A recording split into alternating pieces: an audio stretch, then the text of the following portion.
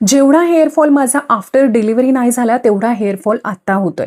तर आज एक उत्तम अशी होममेड हेअर ग्रोथ ऑइलची रेसिपी तुमच्यासोबत शेअर करते. फास्टेस्ट रिझल्टसाठी एकदा ट्राय नक्की करा. तर इथे मी कोकोनट ऑइल घेतलं आणि त्यामध्ये कढीपत्ता, मेथी दाणे, कलोंजी, ज्याला इंग्लिशमध्ये नजेला सीड्स असं म्हणतात, म्हणजेच अनियन सीड्स, त्यानंतर काळे तीळ आणि तुमच्याकडे अवेलेबल असेल तर जास्वंदीचं फूल म्हणजे हिबिस्कस फ्लॉवर घेतलंय. हे सगळे इन्ग्रेडियंट्स कोकोनट ऑइलमध्ये घालून छान बॉईल येऊ द्यायचं. त्यानंतर हे ऑइल एक पूर्ण दिवस असंच ठेवून द्यायचं, म्हणजे या सगळ्या इन्ग्रेडियंट्सचा छान अर्क या ऑइलमध्ये उतरतो.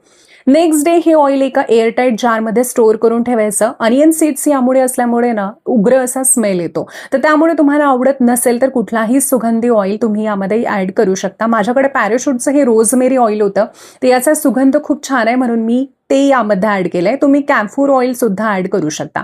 तर या सगळ्या इन्ग्रेडियंटचे बेनिफिट तुम्ही गुगलवरती नक्की चेक करा. Hair growth, hair fall, dandruff, grey hair, frizzy hair अशा अनेक हेअर प्रॉब्लेम्सवरती ना हे छान काम करतं. आणि एक गोष्ट लक्षात ठेवा, एका रात्रीतला कुठलाही रिझल्ट आपल्याला मिळत नाही, त्यामुळे ॲटलिस्ट 4 वीक्स याचा रेग्युलर यूज करून नक्की बघा.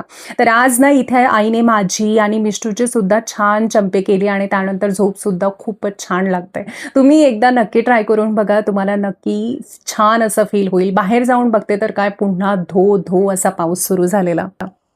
अच्छा, माझे शॉर्ट्स कोण कोण कुठल्या सिटीमधून बघताय मला नक्की सांगा. मला नक्की आवडेल तुमच्यासोबत कनेक्ट व्हायला. आणि तुमच्याकडेही असाच नॉनस्टॉप पाऊस सुरू आहे का तेही मला नक्की सांगा. आणि अशा पावसाळी वातावरणात एकदम मस्त कडक ग्रीन टी घेण्याची मजा काही औरच. आणि जेव्हाही मला मोटिवेशन कमी पडतं तेव्हा तेव्हा मी बुक रीड करते, आणि हे आहे one of my favourite book. तुम्हाला कळलं असेल हे कुठलं बुक आहे, तुम्ही हे बुक रीड केलं असेल तर त्याचं नाव मला कमेंटमध्ये नक्की सांगा. आणि हे आहे आमचं daily routine before we go to bed, affirmations.